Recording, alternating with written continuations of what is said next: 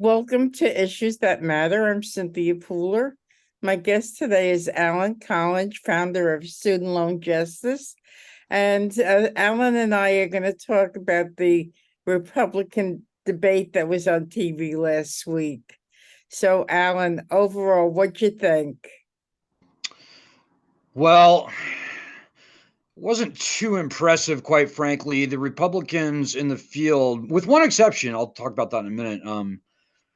They've all been pretty much towing the Republican Party line on the student loan issue, and that is that they are completely and totally against student loan cancellation, which obviously we disagree with.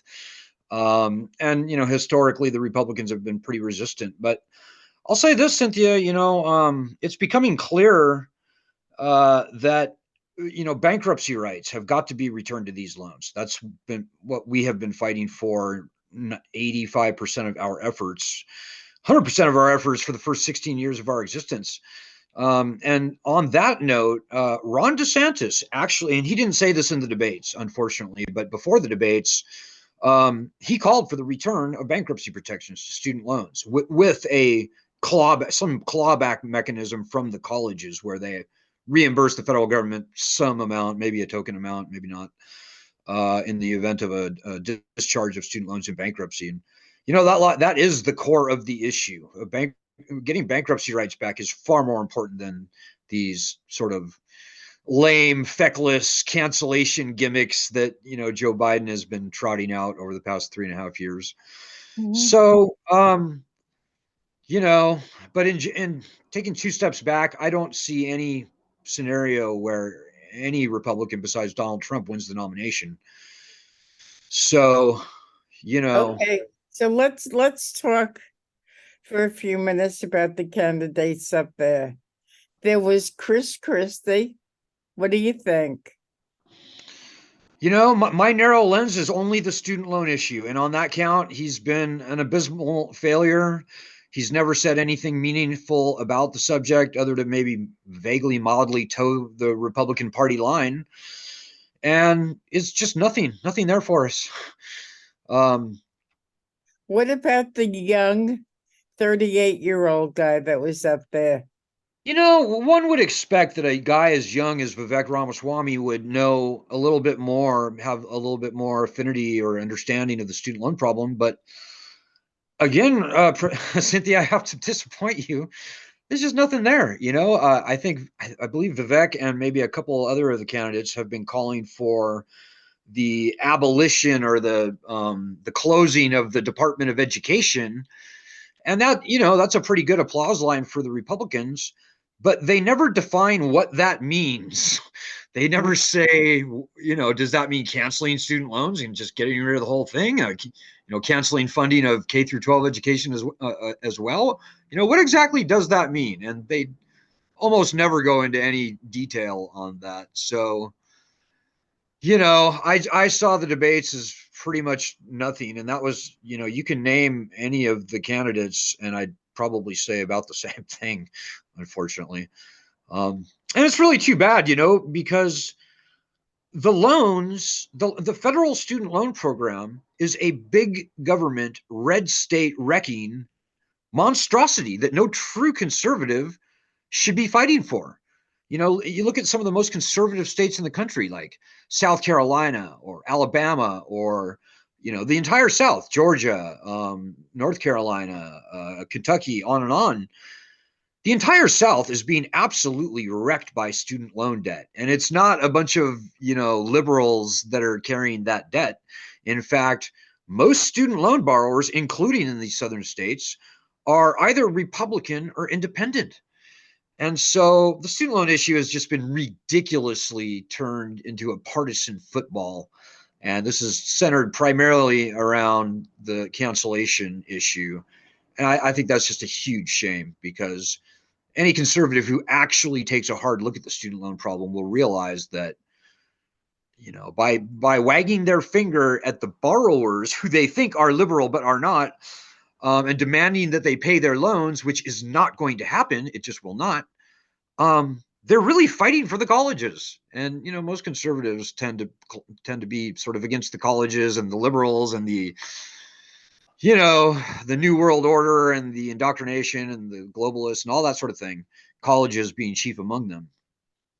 But if you really think about what they're doing, all they're doing is trying to shut down the debate on loan cancellation and keep the lending system going. And that is, number one, that's futile because the lending system is in catastrophic failure now. You know, even before the pandemic, 60% of all borrowers were not making payments on their loans. So they'd given up by and large. Well over half, even if you discount the people who are in college or in their grace period. So if more than half of the borrowers were not making payments on their loans before the pandemic, you could bet that's going to go up to, um, who knows, 75, 80% when they try and turn these loan payments back on. So by all rational metrics, no matter what your political stripes are, this lending system is finished. It's in catastrophic failure. But for the bad politics in Washington, D.C., and the lack of political courage, I might also add, on the part of both parties, really, this lending system would have been taken to the bath and drowned in the tub, as conservatives like to say, many years ago. So Ron DeSantis, who you said, is has at least addressed the issue, right? He's from He has, yeah, and Ron. Yep. and Nikki Haley's from the South. Has she said anything? Nikki Haley has said nothing. Tim Scott has gone to bat, who's also a senator from South Carolina, has gone out of his way to attack student loan borrowers, and he's doing his best to fight for the lending system. I think that's primarily the servicers, probably the for-profit colleges. But you look at Tim Scott's number one funders, and they're student loan companies. And so that's the real battle that's going on behind the scenes. I think there's a Okay, battle for I got a question. I'm sorry to cut you Sure. off. I got a question. Now there was how many up there last week? 6, 7, 8, right? People. Yep. Okay.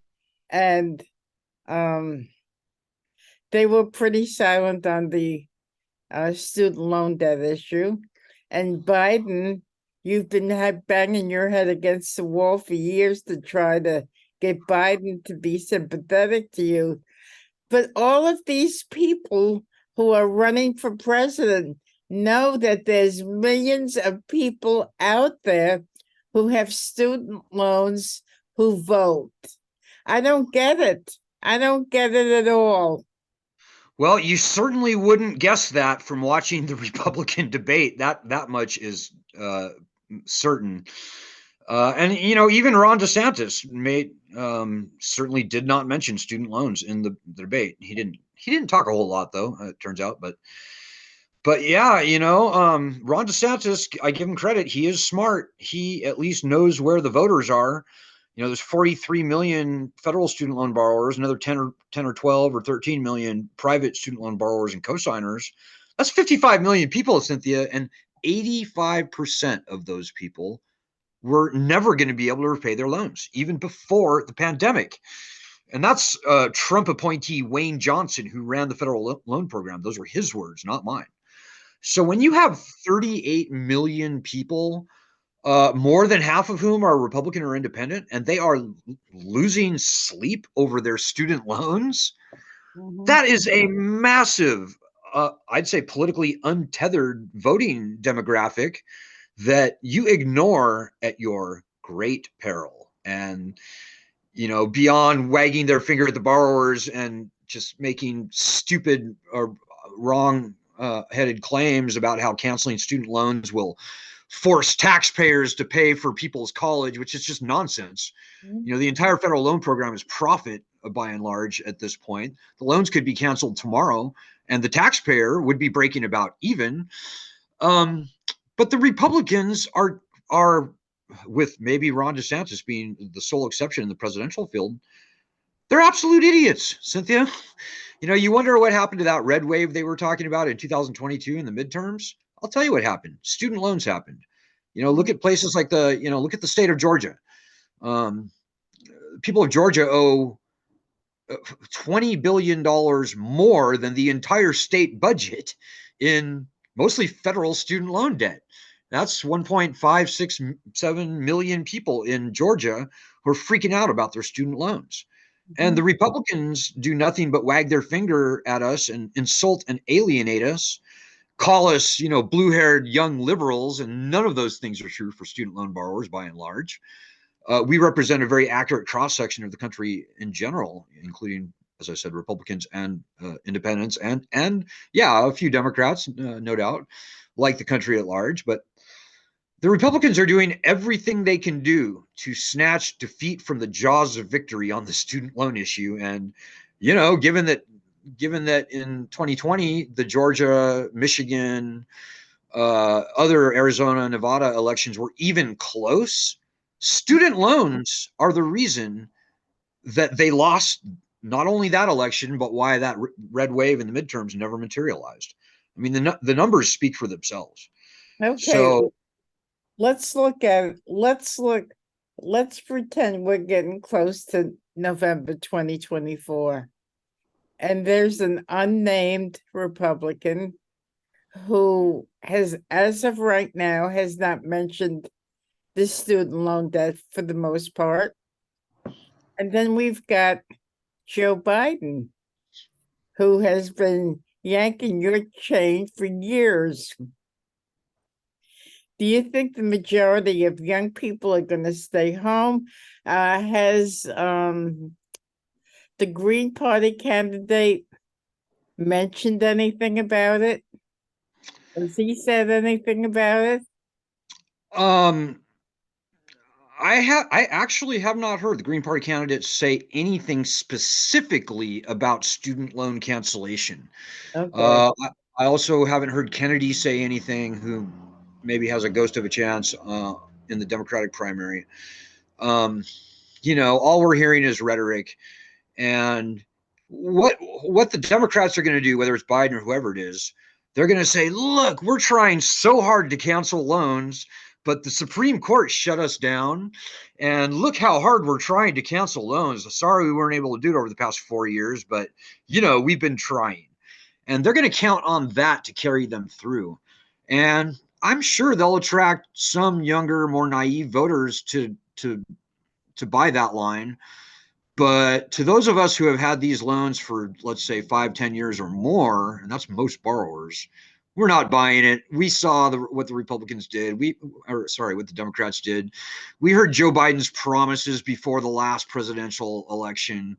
And then we heard what he said right after the election. We saw his half-hearted, feckless loan cancellation, probably designed to fail, quite frankly. I think they rolled that whole thing out in such a way is that they sort of wanted it to be sued in court and the Supreme Court and lose. We saw Nancy Pelosi sort of smirking and, quietly pleased that the Supreme Court struck down that stupid loan cancellation. And let's face it, $10,000 loan cancellation is not impressive to the worst hurt student loan borrowers. I mean, the average student loan borrower has $40,000. But huge numbers of borrowers have six figures or more. So the Democrats are going to try. It's this next election, Cynthia. It's going to be an older, tireder rehash of the 2020 election. That's what I see. So So what I don't understand is, like you said, there's over 40 million people who have student loans, and there's only a few people in Washington that are pulling the strings. Do those few people, I can't comprehend it. They have more power than 43 million people. well, they think they have more power, Cynthia, but they do not. Like interest, it gets turned on tomorrow after 3.5 year repayment pause. Repayments begin a month from now. That much is true. The people in Washington caused that to happen. That's true. But the fact of the matter is, they can turn these loans back on, Cynthia. And as I said, my best estimate is that only 25% of the borrowers are going to resume paying, and that's initially. And I think within 6 months from now, that's going to go down precipitously, maybe down to 15%, maybe even less. Who knows? But I think people are done with student loans in this country. And, But but in what do you, but in the long run, when somebody defaults on a loan, on the student loans, their credit rating gets screwed. So they go and they want to buy a car or some other big ticket item. Their interest rate is going to go sky high. So the banks are still making out pretty well. well, that's the really difficult, and I think interesting aspect of this whole thing is that, like I said, before the pandemic, 3 in 5 borrowers were not making payments, so they were headed for default. When they turn the loan payments back on, it's going up to 75 or 80%. So we are going to see a mass default in this country, and all the pain that causes to student loan borrowers. So a year is a very long, more than a year is a very long time. And we will see how public opinion, public attitudes, and how most importantly, how the student loan borrowers respond to them turning on these loans in October. I think it's going to get very, very ugly. And I think the Biden administration knows that. The people in Washington know what I know, and what I know is what I just told you. Biden administration is doing everything possible to be gentle and smooth and not make a big deal about turning these loan payments back on. But I'm here to tell you, Cynthia, inflation has sucked up every nickel that these people were saving during the pandemic, during the repayment pause, and more. It's going to get very ugly. And quite frankly, my number one goal as founder of Student Loan Justice, we've got to get our bankruptcy rights back. The founding fathers called for uniform bankruptcy rights before the head of the power declare war and raise an army. And if they turn these loans back on and we still are stripped of these constitutional bankruptcy rights as they exist for all other loans, it could be a real bloodbath. There are collection companies out there who are, chomping at the bit to see these loans turn back on and for bankruptcy rights to remain gone. And it could get very brutal out there for people. So, I tell people, everyone out there, if you're not going to resume paying, well, don't feel bad. Join the club. We're probably 75 or 80% of all borrowers, but I would tell people two things. Number one, bulletproof yourself, because nobody knows how this thing is going to go. We're in the Wild West here. We're in the death throes of this lending program, and it could go good, could go bad. So people need to bulletproof themselves, whatever, whatever, come what may. But the second thing I tell people is that, you've got to help us fight. You've got to fight for yourself. You got to fight for, at a minimum, getting bankruptcy protections returned to the loans. Because we could beg Joe Biden or the next president forever to cancel loans, and what we'll get is this nonsense that we've already seen. As long as we, the people, don't have the leverage of bankruptcy back on our side. So when we get bankruptcy returned, we'll have a little toothpick of power finally and at long last. And, then it's a brand new ball game. They're probably going to have to cancel loans very broadly, very meaningfully. They're going to have to make these various failing income-driven repayment plans where 90% plus of the people are disqualified out of them. They're going to have to totally rejigger those things so that most people make it through. There's going to be a whole universe of very good things that will happen, but none of those good things will happen until we get bankruptcy rights back. And I would also tell people, I just warn them, think about it. Loans get turned on in a month. Do you want to be naked and afraid and vulnerable and, at the over the barrel, served up like turkey at the Thanksgiving dinner on a platter to the student loan industry? Or do you at least want to have the bankruptcy rights the founding fathers called for ahead of every right enumerated in the Bill of Rights in the Constitution? Would you much rather have at least that power in your back pocket? So it's a pretty simple question, easy to answer, but people need to get off of their asses. And that's My biggest fear is that people are going to sit there and allow themselves to be complacent and do nothing. That's the way that we'll lose. So we have 14 months now until the election. So I'm sure that you and I will talk again. You'll voice your opinion and you'll update people on what's going on. And like you said, I think it's going to be a pretty interesting election. So you've been listening to Alan Collinge, founder of Student Loan Justice. I'm Cynthia Pooler. If you like this show, please subscribe to my YouTube channel. Alan, it's always great talking to you. And thank you, everybody, for listening. Have a great day. You too, Cynthia. Peace.